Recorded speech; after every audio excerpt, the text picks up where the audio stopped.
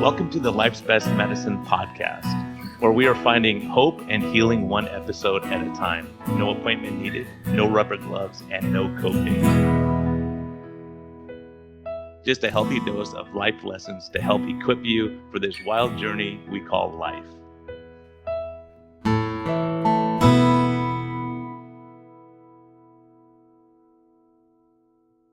Hey everyone, this is a friendly reminder that we are here for entertainment purposes only.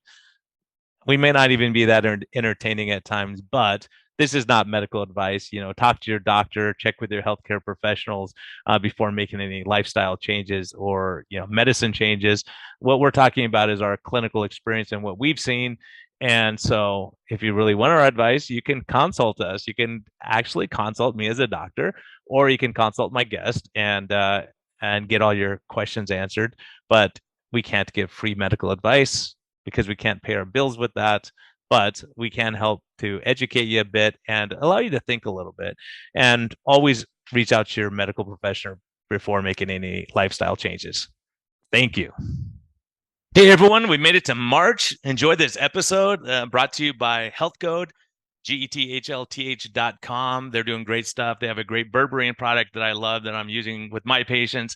And it has turmeric and anti-inflammatories and all that for us to recover from our hard workouts. Hopefully we're still doing those in March.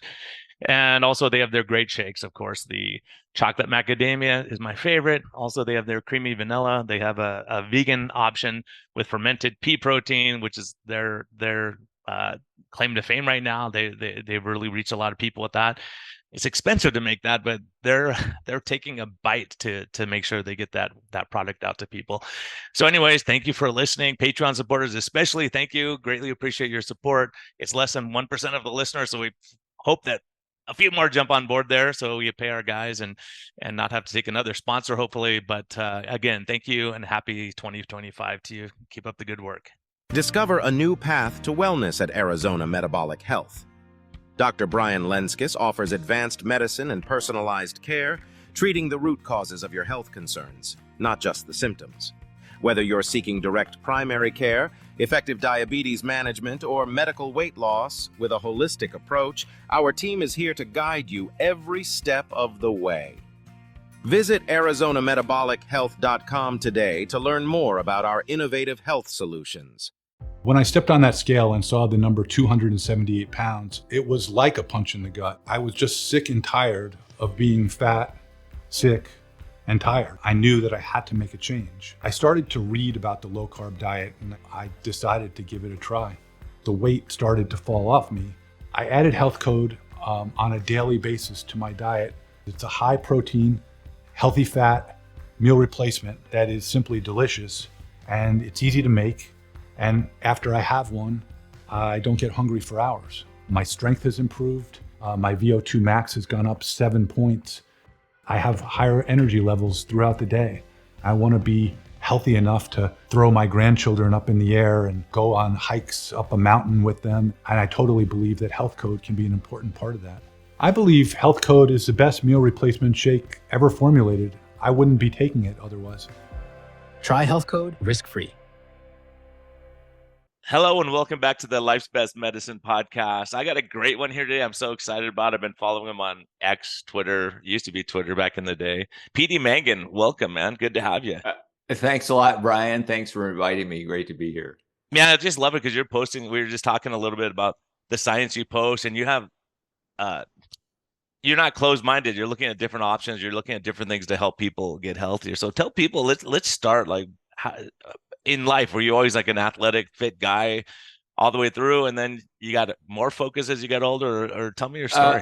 So no, I wasn't athletic when I was younger. I wasn't athletic at all. Never played sports or anything like that. And then maybe when I was in my early 20s, I got kind of interested. This was I felt the need to be in better shape, and this was at the time. So when I was that age, the running craze was just getting going. So I gave that a try, and it was hard, but I liked it and kept going. And so I ended up doing a lot of distance running in my life. Anyway, then, things were going okay, but in middle age, I had chronic fatigue. I had that for several years, and I was trying to figure out how to get over it because nothing much was working, and so I basically decided that I had to try to figure it out for myself, and dived into researching all about it and everything. Um, and anyway, so I successfully beat it, and so I ended up writing a book about it, small book, and I put it up on Amazon. And then when I was done with that, What is it, man? I want to hear. Like, let people know if they want to read it. it's called Smash Chronic Fatigue. All right, man, Yeah. that's so important. That's one of the. I mean, as a doc, that was one of the when people come in with fatigue, it was like, oh my gosh, like it's hard. It's such a hard thing. So I'm actually would love to hear a little bit about that, what you figured out, because it is a huge problem, and I don't know how much of it is just mood. And as a matter of fact, interesting, and maybe you spoke about this in the book. I wish I would have known. I would have read it before I spoke to you, but um, I see a lot of people who they would say I was a former long distance runner, triathlete, all this stuff, boom. And then all of a sudden one day, boom, this fatigue hits and they can't do anything. And so I'm wondering if there's a correlation with that, with these high intensity exercise or long distance running and possibly Well, contributing. certainly. There was a case just a few years ago. I remember reading about the guy. What was his name? It's escaping me at the moment. He was the American marathon champion, and he just like crashed, and he couldn't do it anymore. He had he had extremely low testosterone, and he massive fatigue and everything, and he wasn't able to win his races anymore, and this kind of thing. And he quit at like age 30 or something. And then next thing I know, like a year later, I hear about this guy, and he started lifting weights and eating meat and everything. And he was like, he put on a lot of muscle, his fatigue was gone and everything. I think that in a nutshell says a lot about a lot of cases of chronic fatigue. People aren't eating right. In the case of distance running, a lot of people are overtraining. Now, of course, how many people are doing that as a fraction of the population? Probably pretty small. But among that group of people, probably a lot of them are. I don't think we're just meant to run lots of miles every single day. Anyway, my approach was very similar. I started eating more meat and animal protein, and started lifting weights. The lifting weights came a little bit later because I had to get some energy to do it. It was pretty tough at first, but I just kept going. Well, anyway, I got over the chronic fatigue. I don't know where I'm going with this exactly, but I wrote that book. And then after that, it was like, okay, what am I going to do now? I guess I'll write another book. So I just kept going and kept going. And anyway, ended up, where I am now, doing health and fitness coaching and posting on X and all that sort of thing. Yeah, it's awesome. And I love your approach. And I think, I see the results that you're getting. I'm like, man, this is pretty wild. And I think a lot of us, and I just saw, I was just kind of glancing through your feed there, and I was like, man, so many people say, well, I said it myself before. I was like, well, I don't want to lift. I don't want to get big. I'm trying to get smaller. And so you're like, you're not going to get smaller until you get bigger, right? You got to put on the muscle mass. And I think that's and one thing that in retrospect, now that I look back then I wasn't checking fasting insulin and these metabolic markers on people because it was not talked about.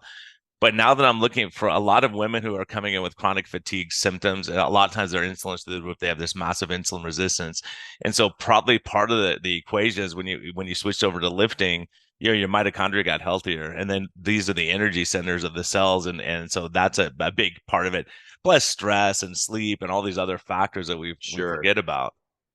Sure, absolutely. There's all kinds of things that can go into it, and I certainly don't mean to suggest there's any one cause of chronic fatigue. Like you were just saying a minute ago about when a patient comes to you and says they have fatigue, because I remember reading at the time that fatigue was the single biggest complaint that people have when they go to the doctor. Oh, I've got fatigue, and then okay, now you got to figure it out. Um, yeah, there are other things. At the time I had all this fatigue, I was doing shift work, and Oh, right, so light environment, poor sleep, all that sort of thing. circadian rhythm. I mean, Yeah. there's so many. I just gave a talk on sleep, and it was amazing how many cancers and how many different illnesses are they're saying causally related to shift work, like pancreatic cancer, colon cancer, and it's just Right. from shift work. Even if you're sleeping 8 hours, if you're off, and it's hard because Uh, police and people are up all night working in the hospitals, and it's a tough one. And we definitely noticed that. Was kind of the joke is that most of the night nurses were overweight and the day nurses were thin. It's like, why is that? And so a lot of times is that they would be eating, and you see it when you're there, you see it. They're eating cookies and they're eating stuff to stay awake at night, and so right. plus it's just, even if everything else considered, there's detrimental effects of that just being off your circadian rhythm. Yeah, absolutely, absolutely. And so I wonder, I've wondered how much of that had to do with mine, because it was around that time that I started.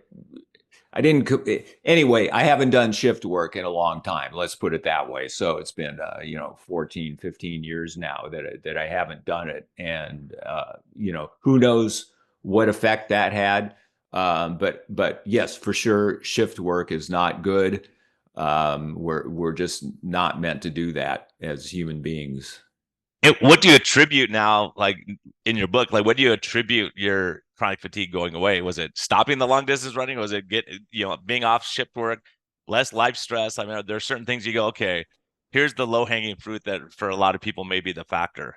Well, the big thing I think was my diet.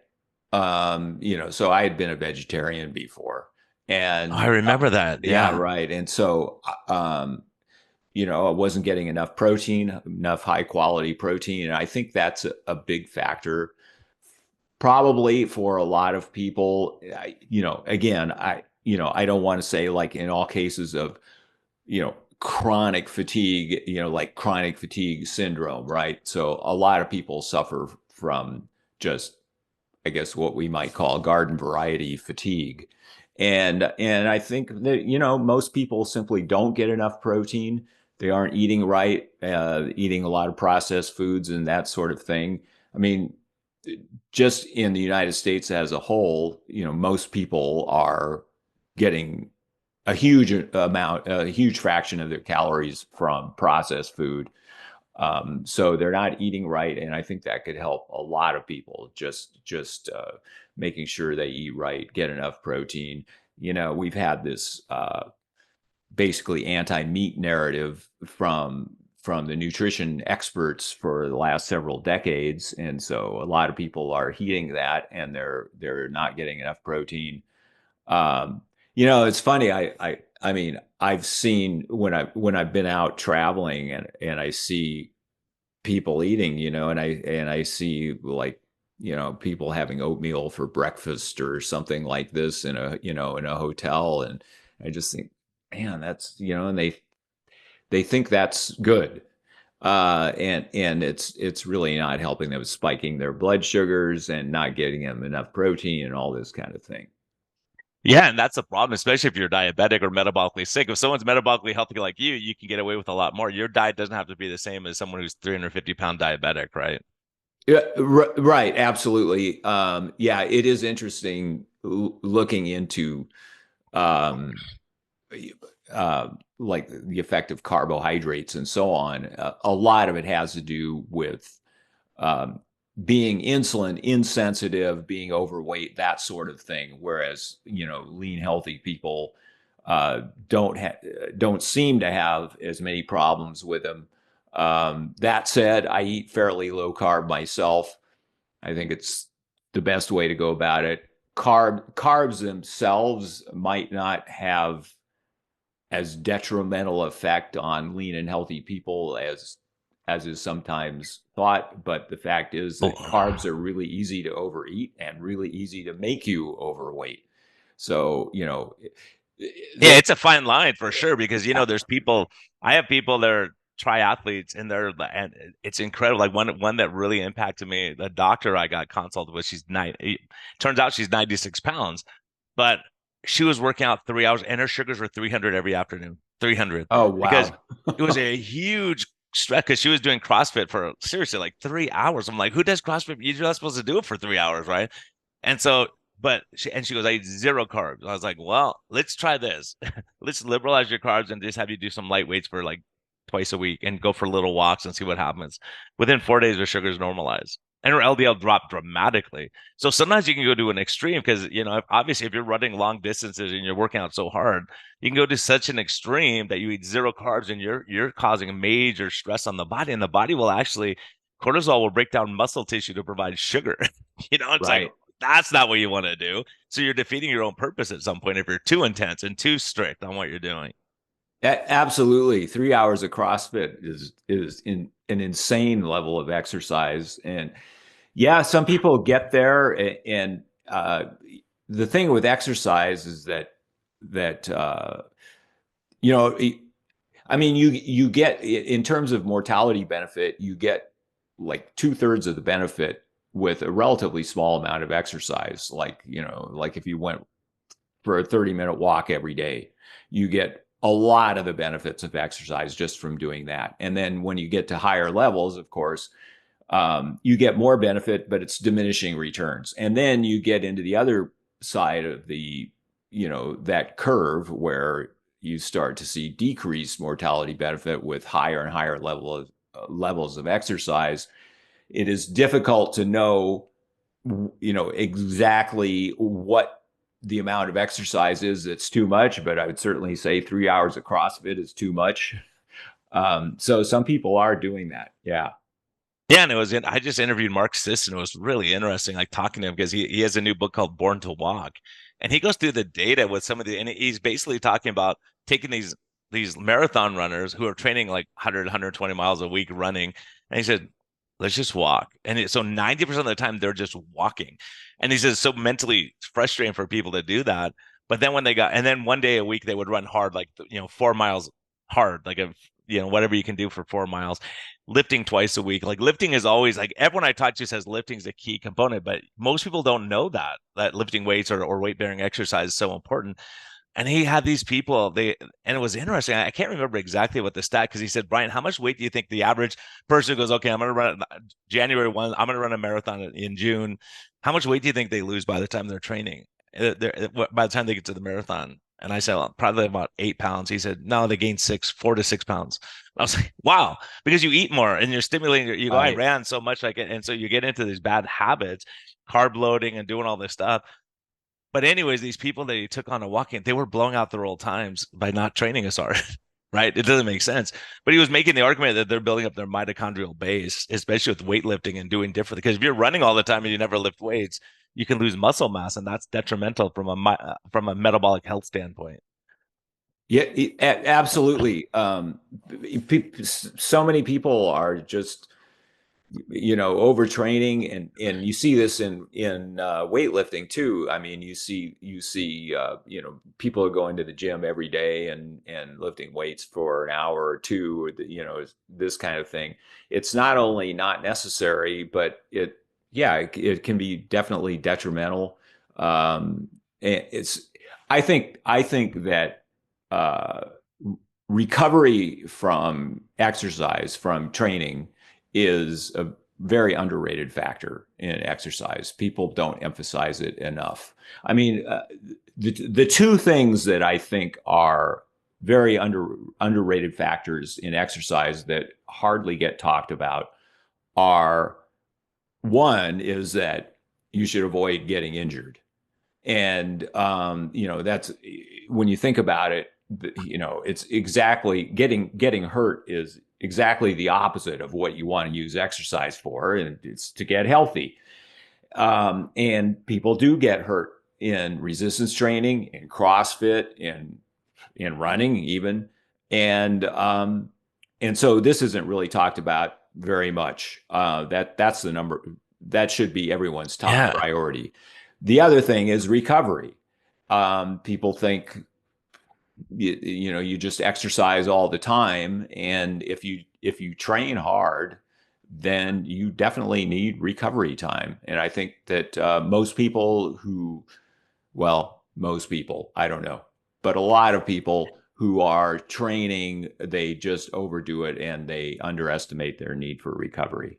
Yeah, that's a huge point. I think a lot of people, especially if you're like, okay, it's January 1, I've been eating cookies all, having grandma's treats and all that stuff. And then January 1, they want to go and I'm going to start running, 8 miles a day. And then they get hurt and then you're laid up. Then you get, so it's so important. Like people and Mark Sisson he was saying something to the effect of 83 to 88% of runners are injured at any point, trying to train for a marathon. You're like, oh my gosh, because your body's not used to that pounding. And so, are there better ways to train? I think that's what's important. And if you're doing it in a shorter time and getting the benefit, because most patients I have, they say, look, I just don't have time. That I don't have time to prepare my meals. I don't have time to plan things. And how am I going to get my workout in when I'm working, 14-hour days and things like that? It's a tough sell sometimes. And I think the other thing is that you touched on too is when people have chronic fatigue, the last thing they want to do is exercise because they go, I don't have energy to exercise. Yeah. So it's really, how do you approach that person too, who's saying, look, I just don't have time and I don't have the motivation or the energy to start exercising? Well, as far as the time element goes, basically my approach is you substitute intensity for volume and frequency, or duration and frequency, right? So if you in strength training, if you work out with intensity, you just don't need all that much. So what I currently do is I have an approximately 30-minute workout, and I do that once every 4 days. And that gives me plenty of time for recovery. And obviously the workout doesn't take very long. It's a hard workout. When you get to the end of it, you feel like you've had a pretty hard workout. It's like you get off the leg press machine and you kind of stumble away from it because your legs are all wobbly. And most people are not training with that degree of intensity. But the fact is, if you do train with intensity, you don't need that much. Also, there's been a lot of research in the last, say, 15 years about high intensity interval training.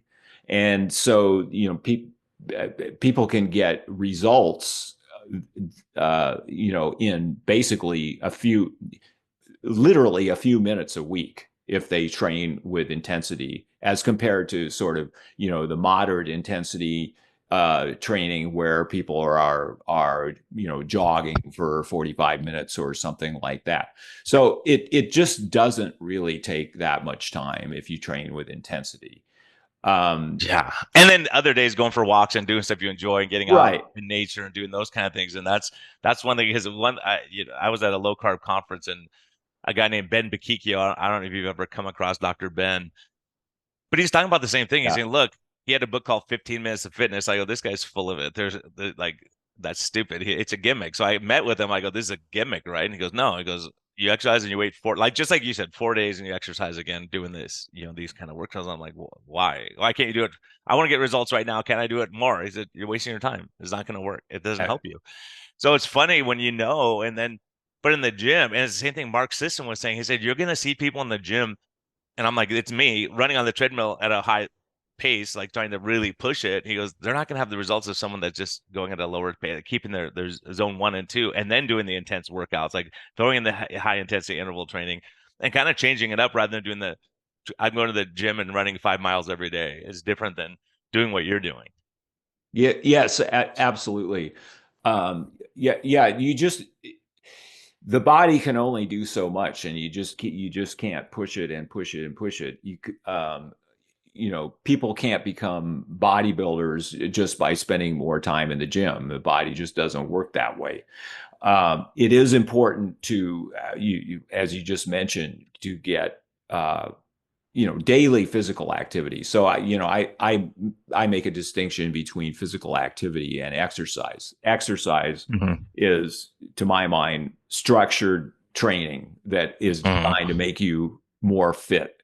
Whereas physical activity is basically anything else that's not just sitting there or sleeping. Yeah, gardening, working in the yard, doing things, right? Lifting Absolutely. stuff up, moving things around. Right, right. Walking, casual cycling, this kind of thing. That's all physical activity. So it is important to do that daily. But that physical activity is not going to make, if people train with any kind of vigor or intensity with any degree of regularity, that other physical activity is not going to make them more fit, because it doesn't rise to that threshold of intensity of stress on the body to make you more fit.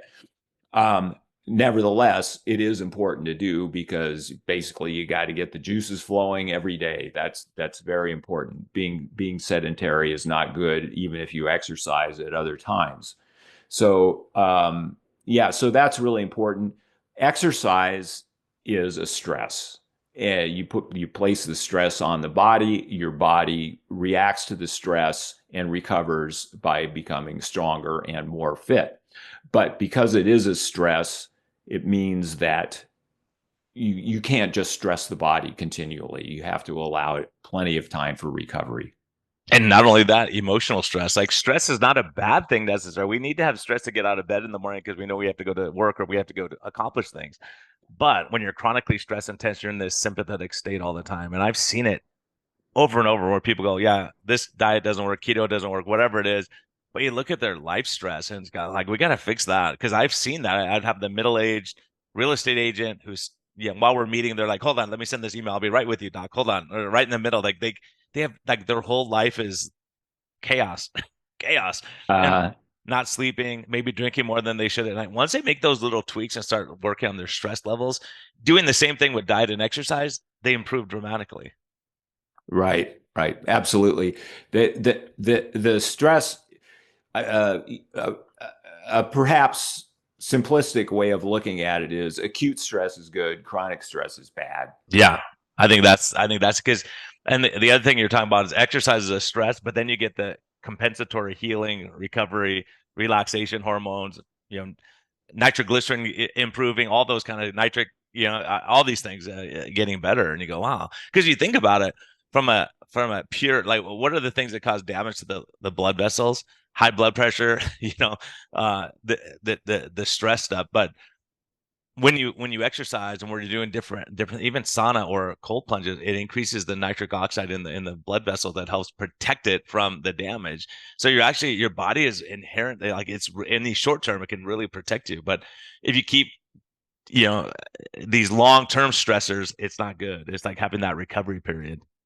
Right, absolutely. Yeah, so yeah, heat exposure, cold exposure, those are all stressors, even sun exposure. So yeah, you can't do that all the time. I guess it would be I should put in there, just like I said about overtraining, probably with the vast majority of people, the problem is not too much of that, it's too little. Yeah. Oh yeah. Exactly. I mean, you have two extremes, right? For sure. And Right. it's weird. Gosh, Ignace San Milan, I think he trains the long distance cyclists for the Tour de France, and his guys beat everyone, and they're doing the same thing, these low level exercise with spurts of intensity. But he's shown data where the very unfit people and very fit people have fat globules that are sitting right next to the mitochondria.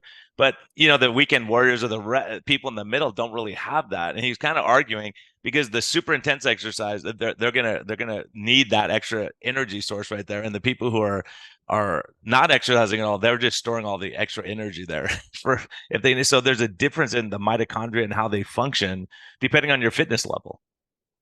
Right. Yes, absolutely. And what you said about your patient who had those high blood sugars, the one doing all the CrossFit and everything. Yeah, there was something recently I saw where people doing very high levels of exercise like that, they have mitochondrial damage and and high blood sugars and this kind of thing.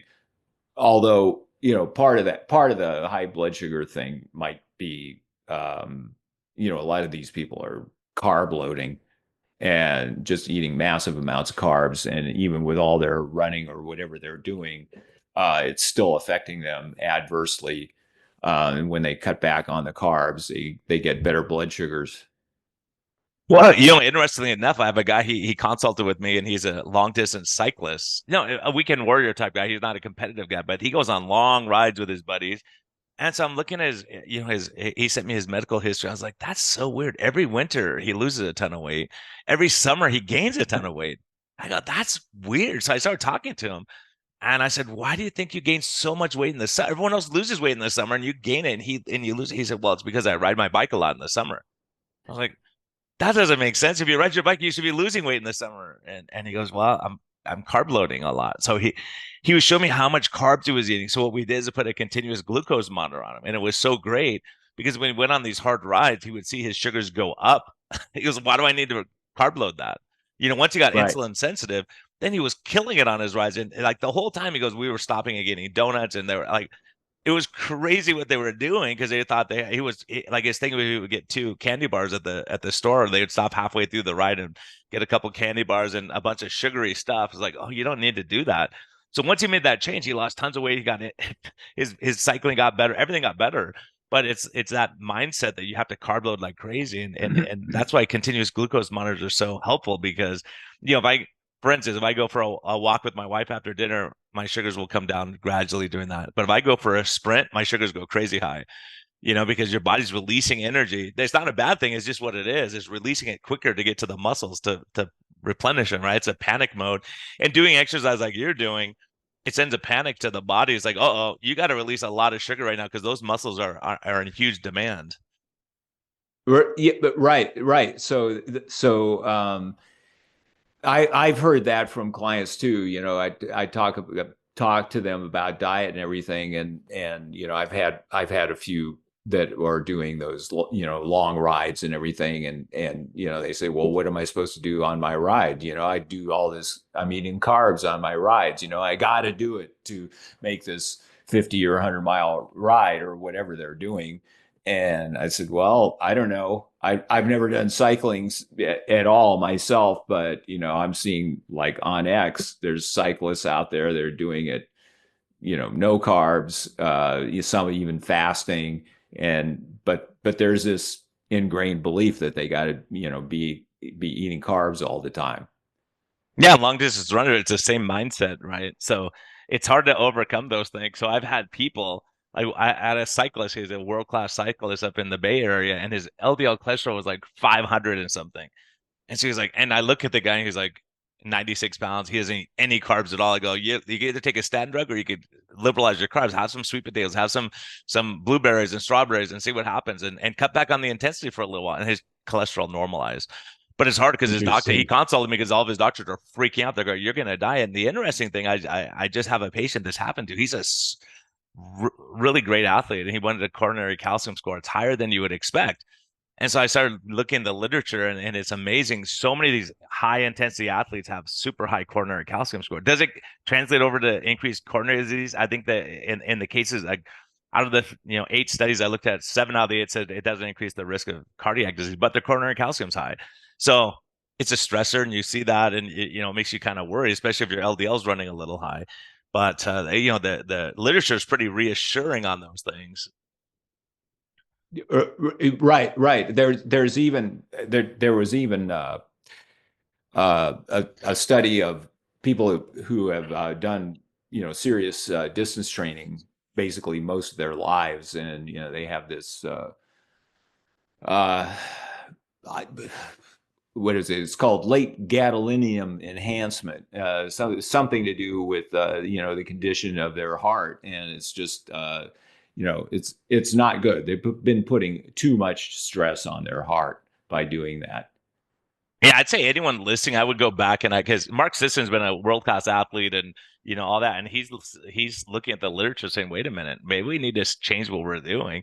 And so it was really eye-opening for me. I was like, okay, I'll change. And it's funny because a friend of mine's a triathlete, a good runner. He goes, Brian, just do Mafetone. Mafetone is running at this super low. I'm like, I could barely walk and get my heart rate to that. But over time, if you stay with that, you keep at this low level, you could jog on the treadmill, then eventually run at this low heart rate, and not get that big stress on the body. They're arguing is that if you're running at a lower level, your body gets used to running on fatty acids, right? If you're running at a super intense level uh, for a long period of time, doing what you're doing on the short intense, your body can handle that. But if you do it for 2 hours or 3 hours, it really puts a toll on it. You know, it put on Right. the mitochondria, it puts a big stress on them. Right, right. The higher the intensity of exercise, the more you're burning glycogen as opposed to fat. So, but then this increases your insulin sensitivity. But yeah, you can't just keep doing that and doing that. And if you do lower intensity exercise or activity, then yeah, you are burning mostly fat. Um, but the as far as the higher intensity training goes, as far as building muscle, this is something that, I mean, if you push to high intensity, if you push to failure on your exercises, then you just don't need that much volume of exercise. People hold uh, kind of a common thing in the gym, among the sort of typical gym bros, is they hold back from the intensity so they can do more volume. Yeah, And I think that's the wrong way of looking at it. You push hard and then cut back on the volume. exactly. Because for me, it was like, Ben was asking me when I was debating him a little bit. He goes, "Look, what are you doing?" I go, 12, 8, 6, heavier weights, and then he goes, "Do you go to failure?" I'm like, "No, because I don't have a spotter." He goes, "Then you're wasting your time," basically. And he goes, "Yeah, if you go to failure, you can do that much, but most of us, unless we have a trainer like you to push us to failure, aren't going to do it, so we don't get the benefits of this high intensity training." That's why having someone who understands it, because he would go, "Brian, you got 3 left in you." I'm like, I don't think so, but you do. So, but once you hit that, and you're like, "Oh, a noodle." We don't work out, especially because you're doing it less frequently. So people who are busy, like, I'll ask you to say you have a 52-year-old accountant who's been sitting around, they've gained weight, they're not athletic at all, and they come to you, go, "PD, help me." Like, how do you start with someone like that who's metabolically sick, who doesn't really have that, they can't just go sprint or jump up and down and do crazy stuff? Like, what do you do with that person? How do you, or someone who has a bad knee or a bad back, or an old guy like me with a bad elbow that he just messed up doing Right. jujitsu? Well, so like in what we might call extreme cases where somebody hasn't been doing any exercise and they need to lose a lot of body fat and so on, I get them started with just the basics, right? So in this type of training, high intensity training, I think the name of high intensity is maybe a bit of a misnomer or puts Hmm. people off or something because they think they think they're going to be doing 250-pound deadlifts or something like that, and that doesn't mean that at all. It refers to the amount of effort that you put into the exercise. So basically anyone can get started on high intensity training. Obviously somebody who is relatively weak and so on, the amount of effort they're going to be able to put into the exercise is a lot lower than somebody who is healthier and stronger, but they can do it. Pushing to failure is the same. They do as much as they can, basically. So as far as somebody who has a lot of body fat to lose, they can just do the basics. They're only about really 5 basic movements in strength training, and you start them out on those. And the interesting thing is that at least among my clients, I would say most of them really do like to exercise, and they are doing it in some form or another. Um, the thing is that I think there's a sort of general belief out there that exercise is the way that they're going to lose body fat, and that is just not the case. You got to work on the diet. So, to me, a surprisingly large number of my clients come to me, and I say it's surprising because most of my clients come to me through X, and they're presumably reading what I'm posting there. But a surprisingly large number of them believe that, they need to exercise more to lose weight. And in many cases, they're already exercising plenty. So it's about changing their diet. And I think And what's your dietary approach? Like, what are you doing? Like, cutting out processed food, seed oils, those kind of things, and then like, absolutely that. And they need to eat more animal protein, and yeah, basically that. Get rid of the processed foods and cut back on the carbs and that sort of thing. So yeah, body fat loss is much more about diet than about exercise. Building muscle is much more about how hard you're training rather than your diet. well, and the other thing with weight bearing exercise that's important to for people to know. I have a guy and I talk about him a lot. He's still my patient, but he was 320 pounds when he came to me, and he was with his wife, and she was 158 pounds. In 6 weeks, I think he lost 4 pounds.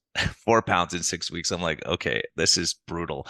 But in that time, he reversed his diabetes, came off his insulin, came off his meds.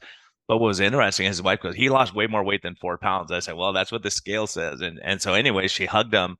She said, when I hugged him before, I couldn't touch my fingertips, and now I can grab my wrist. And so we measured him. He lost 11 inches off his waist. So it Wow. turns out he lost a ton of visceral fat, but he was putting on as you lose visceral fat, you put on muscle mass naturally. He wasn't even working out a lot. He was just going for little walks and things. But there's tons of data out there, and Sean O'Mara shows that on CT scans. So the weight can be a bad marker. In this guy's case, it was a horrific marker because you would have just gone, I lost 4 pounds in 6 weeks, forget it. But he had put on tons of muscle mass in his abdomen, and his visceral fat came way down. So it turns out that this is what we see a lot, is that muscle is inhibitory to visceral fat, and visceral fat is inhibitory to muscle mass. So he couldn't put on muscle mass because he had so much visceral fat. His wife, who lost like 32 pounds or something in the same time period, she didn't have as much visceral fat when she started, right? So, it was really just interesting. So she could burn subcutaneous fat right away. And so he couldn't get to his subcutaneous fat as well. So it wasn't as noticeable as far as, but his clothes were falling off him. So four Wow, pounds. So it's one of interesting. those things. So if you're putting up, but because the other side of the coin is if you're starving yourself or you're doing something like Ozempic and you're losing a lot of muscle mass, long term, that's very detrimental, right? Absolutely. And you see this sort of thing with the example I always use is the TV show The Biggest Loser, where people are basically doing starvation diets and then doing tons of cardio, and then they lose muscle mass, their metabolic, their resting energy expenditure goes down, and then they have to further cut back on calories because their energy expenditure is lower. And so by doing resistance training and increasing the amount of protein that you eat, you can lose body fat without any kind of decrease in your metabolism. It's also interesting about strength training and losing body fat. So it's kind of a dogma, I guess, among bodybuilders or among people who are serious about putting on muscle, that you need to gain weight, you need to eat more to put on muscle, and this is true within the let's say within certain limits, right? But then let's say you have somebody like, say, who's obese, who's 300 pounds or whatever, and they've never done any strength training before.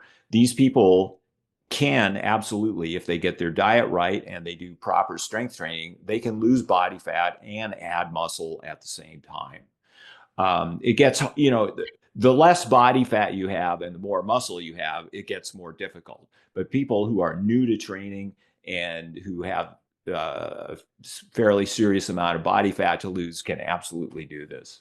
Yeah, and what's interesting is a lot of what we're looking like. I use bioimpedance. I have something called the SICA, which looks at body composition, and without exception, pretty much without exception, is in the first 2 or 3 months, we'll see a loss of muscle mass. It will say you lost muscle mass, but these people are lifting weights for the first time in their life. And you go, why are they losing muscle? And so I had to really talk to people and but what happens is your muscles go from being like a ribeye steak with a bunch of fat in it to more of a fillet.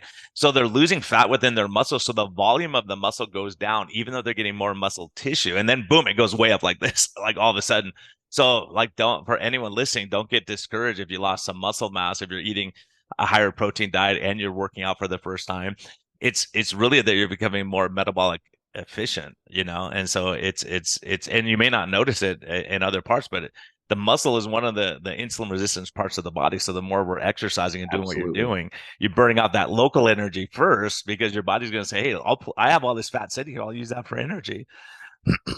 Right, right. And having that fat in your muscle, actually in the muscle tissue, it's very similar to having that visceral fat. It increases insulin resistance in the muscle and so on.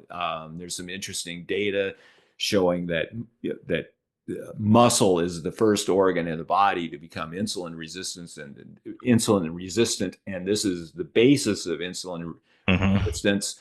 Um, just I was talking earlier about the physical activity as opposed to exercise.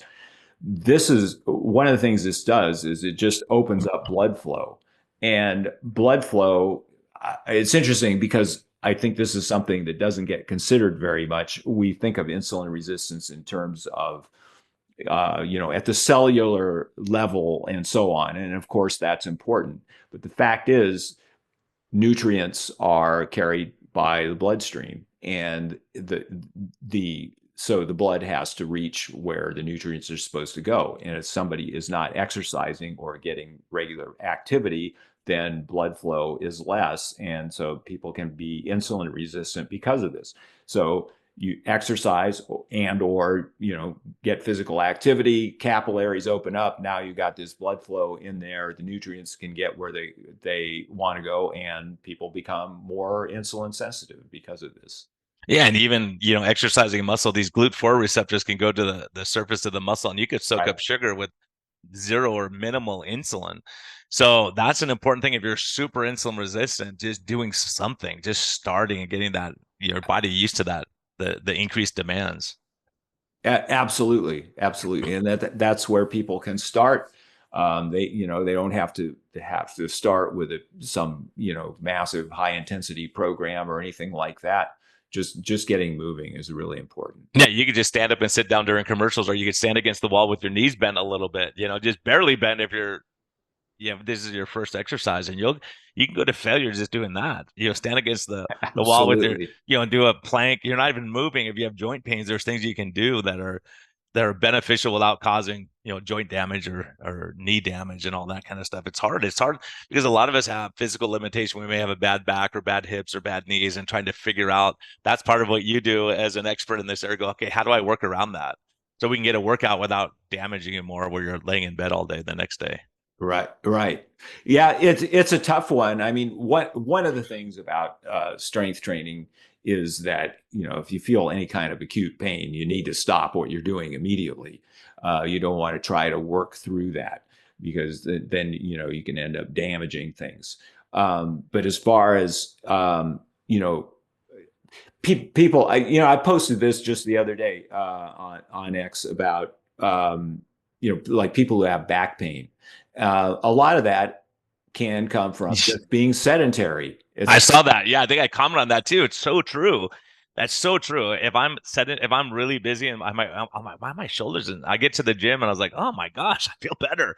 Without having to go to the chiropractor and do, like, just moving makes a difference. Absolutely, it does. So, yeah. So, if somebody's got some kind of a serious injury, of course, that can be a problem as far as their ability to do a regular strength training program. But they can certainly do a lot. I mean, if somebody's got a bad shoulder, that's not good, because you're using that in a lot of basically all your upper body movements. But if you can do squats, there you go. You've got started at least. And You can still do crunches. You could do squats. You could do, there's a lot of stuff we can right. do. Even with people with bad knees, I'm finding the rebounder, like the little trampoline, just bouncing up and down and moving on that, getting some movement. There's actually, it's very interesting. I don't know if you've come across this data, but they call this soleus push-up. It's a little muscle that's underneath the gastroc muscle, the calf muscle, and just sitting at their desk, just I have seen that. it's a Yes. silly thing, and I've seen it. Just the sugars just kind of taper down when if you're sitting there at work all day or you're on a conference call. You could just raise your heels off the ground, hold it for a second, and put it back down. Raise your heel up. Just doing that without, you're not even weight bearing. You're just sitting there. But getting on the trampoline, there's some data showing that helps with lymphatic flow and blood circulation, like you're talking about. If you can't get circulation in those areas, it's hard to burn those calories too.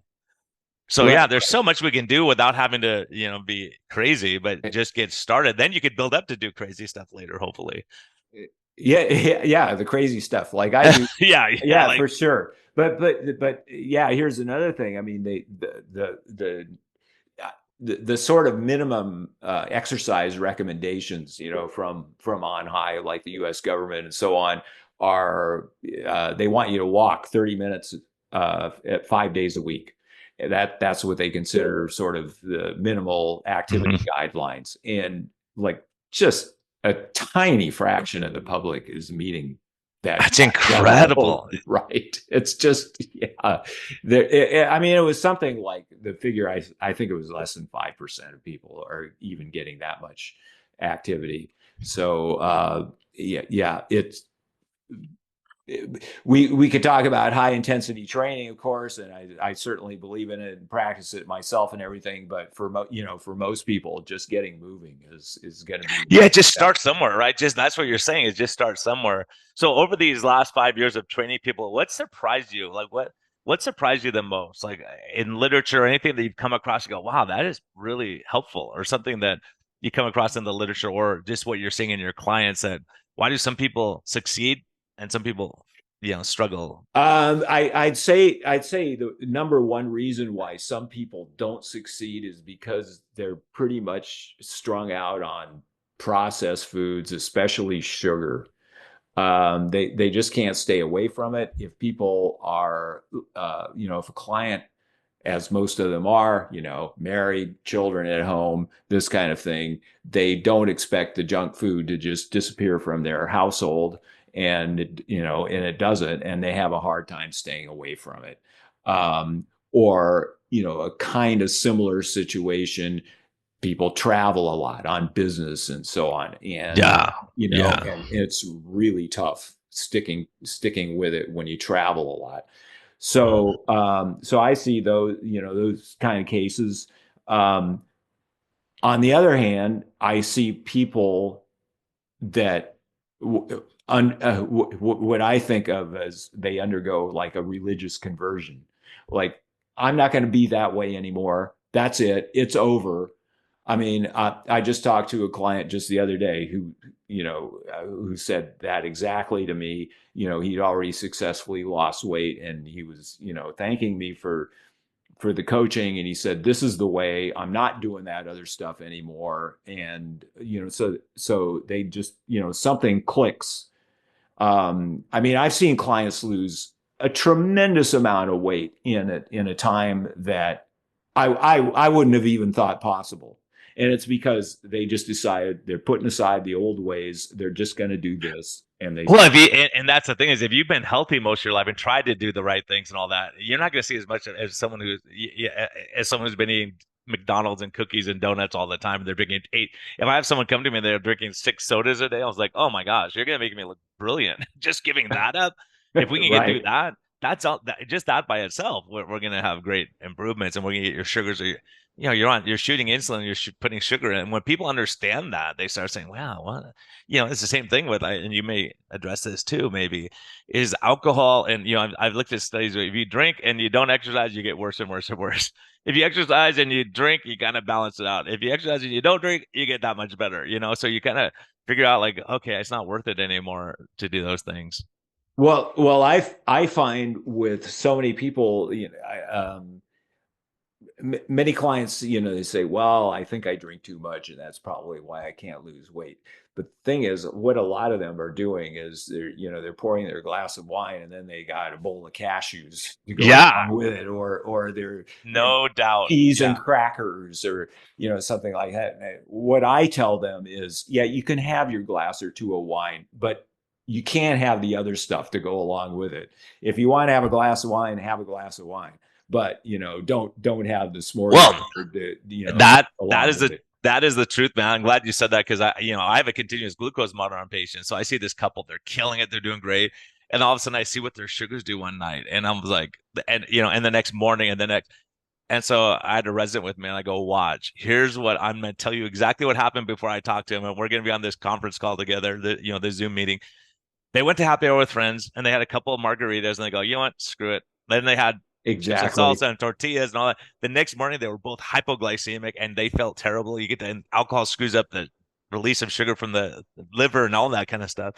And so it's so funny. I'm like, when we got on the call with them, I'm like, so what happened last Friday? And they start laughing and they go, exactly, said exactly what I said happened, right? Because that's what happened. You lower your inhibition, you don't care. And you got like, screw it, we'll start on Monday again. We're going to enjoy the Exactly. weekend now.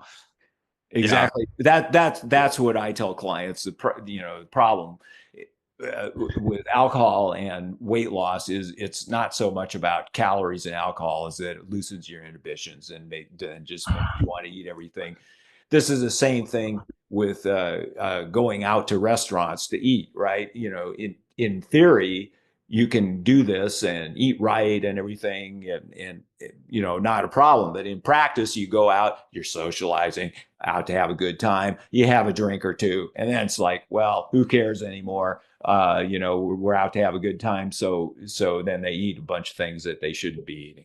Yeah, it's crazy. And that's why eating out, I've fallen into that trap is that, I go back and forth between Arizona and California.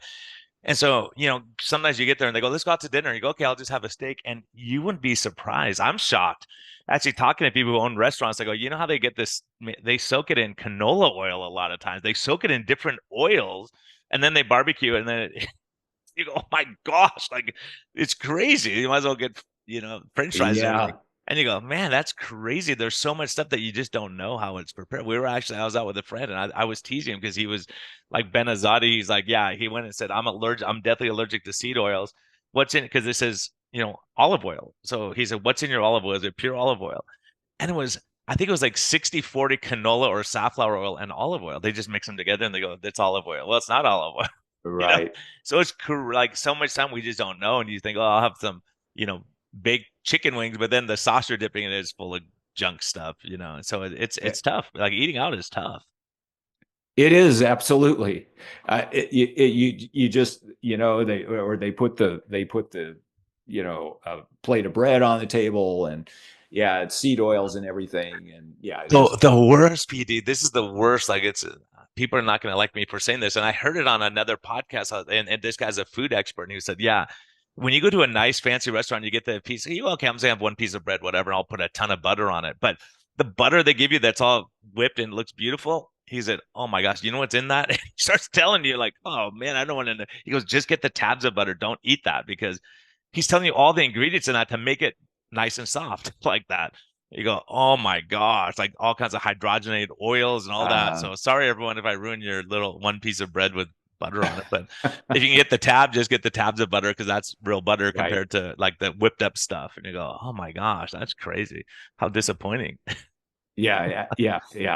Restaurants are a real minefield. They're definitely not optimal for weight loss or for eating healthy. So PD, I knew this hour would go by way too fast, man. Do you have anything else you want to like any words of wisdom or anything you would tell someone who's struggling right now? I would say that it's not as hard as you think. Just to get going and start making changes and never give up. You can do it.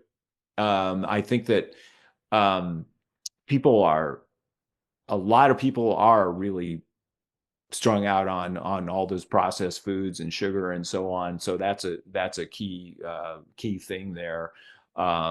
Increase the amount of protein you eat. Get some activity and just get going. What are you recommending to get for people to get better protein? Are there any tricks that you're using? Like, do you recommend Greek yogurt, or do you recommend eggs for breakfast, or what kind of stuff do you recommend for people who struggle with getting enough protein? Well, sure, all of that, and I would say that probably 3/4 at least of my clients are men, and when I tell them to eat more eggs, eat some steak, whatever, hardly any of them have a problem with that. They jump on it. So that's what I tell them, and that's what I would tell other people. It's pretty easy. Ditch the cereal for breakfast and have some eggs, something like that. Yeah, and you just posted on that actually. You said that if you eat eggs for breakfast, you eat 15% less calories at your next meal, right? Some of the research that's out there. Absolutely. Protein is so satiating, and there, other things going on too.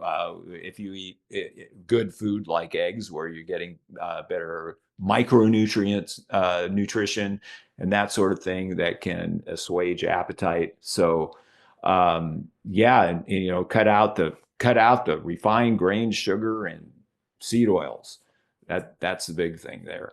And Yeah, and more just look at protein, that, and hopefully, ideally, we don't look at labels because we don't have to because you're eating real food that's on the outside of the, right? the grocery stores. Who's Right. your ideal client? Like, who's the person you go, okay, they're gonna kill it with me? Well, I talked to a guy just the other day. I was thinking, yeah, I know this guy is going to do really well. For one thing, before he had already lost, like, he had a lot of weight to lose, but he already lost like 10 pounds or something because he got this terrible lab report that showed that, well, he had metabolic syndrome basically. And he wasn't that old, and had a family, so he's, man, I'm going to turn this around.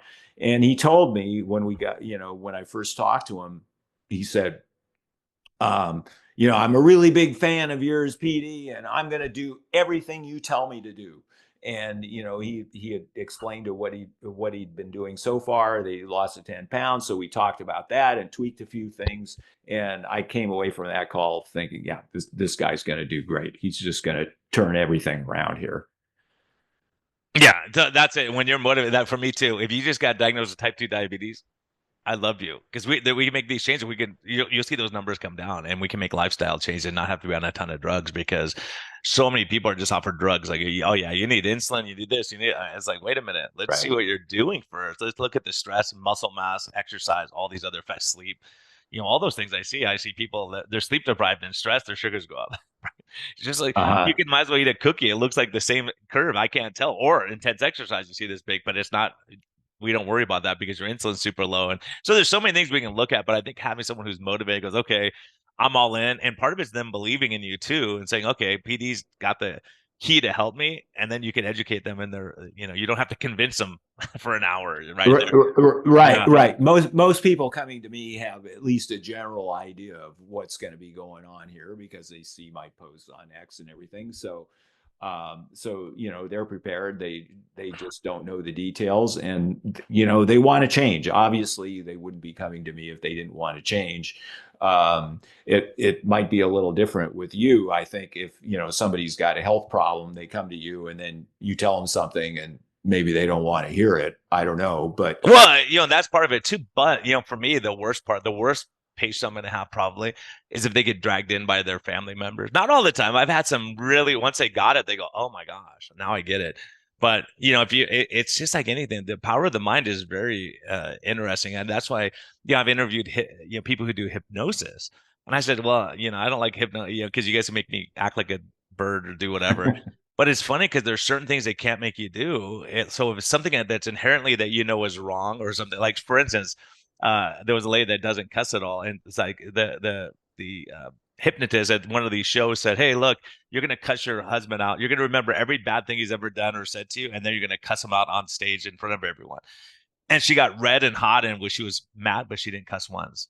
And then afterwards, they asked her, "Why interesting. didn't you cuss?" She said, "Because I don't cuss. I just don't cuss. Like it's not part of my."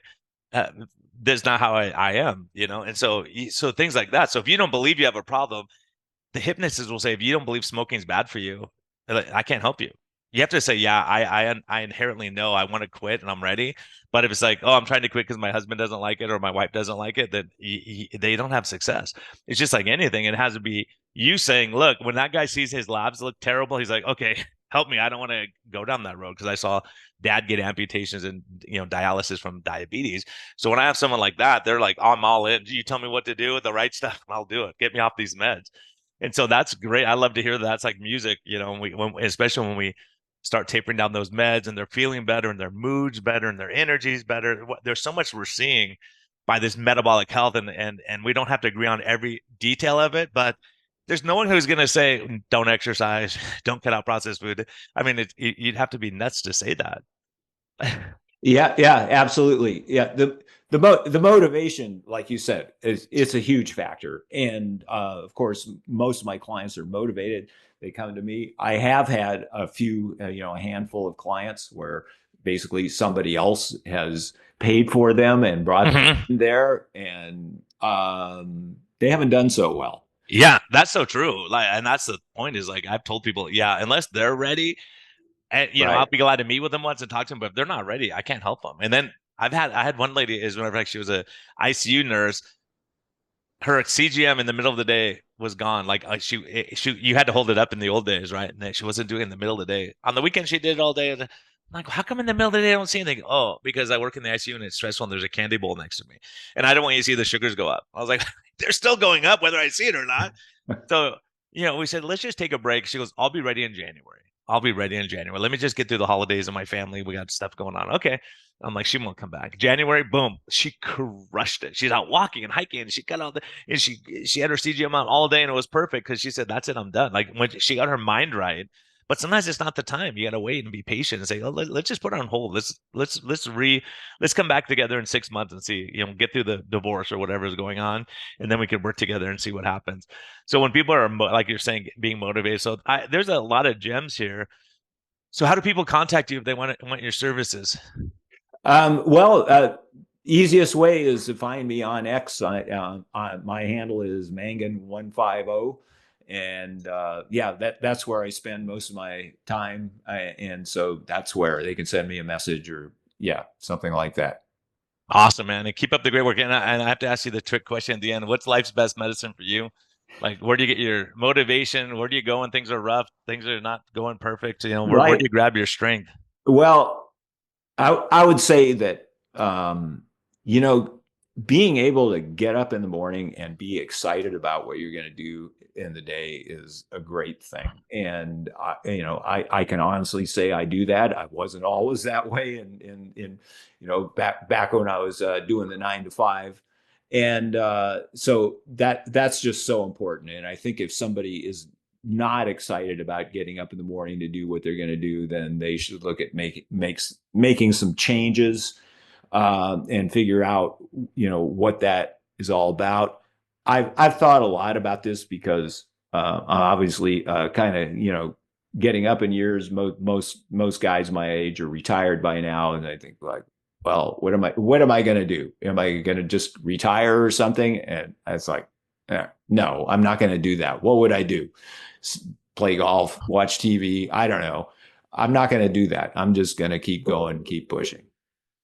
Yeah, it's awesome. And, people, if they see pictures of you, aren't going to like you. He just turned 70. The guy looks like he's 40, super fit. I mean, way better than most 40s. Dang. I mean, but just doing that and having a motivation, you're helping people, you're motivating, and you're out, having fun on Twitter, X, absolutely. And being able to produce what's coming out of here, it's just so important it's important to me anyway. Yeah, I think we got the Unwin thing. Dr. Unwin was about to retire. He hated medicine. He was ready to be done. Then he started having success with patients, and now he's still going. He's still out there doing stuff. He was going to retire like 12 years ago or 15 years ago. And so those kind of things when you're doing, because, I used to think about, oh man, I need to retire. I was beating myself up, working 16, 18-hour days, stressed out, not sleeping. Oh man. And now I love it every day because I'm like, oh, let's see the labs. I can't wait to see our labs when they come back because I know they're getting better, so I think that when you see improvement and you can help people and you're contributing, like you're right. What are you gonna do? Sit on the beach and look at the ocean all day? Right, it's good to do that, but not all the time. Not all the time, for sure. Reruns of old shows we've seen already and all that kind of stuff. Right. So PD, man, it's been such a pleasure. I'm so glad we finally made this happen. I missed you when you were on Low Carb MD, so we got to get you back on there too. Thanks a lot, Brian. It's been really great talking to you. I'm glad we did this. All right, everyone. Hey, be kind to yourself, be kind to others. Don't give up. One step at a time. There's a ton of wisdom here. So this is free wisdom for you. So enjoy every second. So PD, thanks a lot. What day is it today? I was gonna say have a great weekend. Where are we? We're getting close to the weekend. It's Wednesday. It's a few Yeah, it's more Wednesday. days. We're halfway there. Yeah, we're halfway. It's hump day. Right. So awesome. Thanks for joining me, man. Okay. Thank you, Brian. It's a pleasure.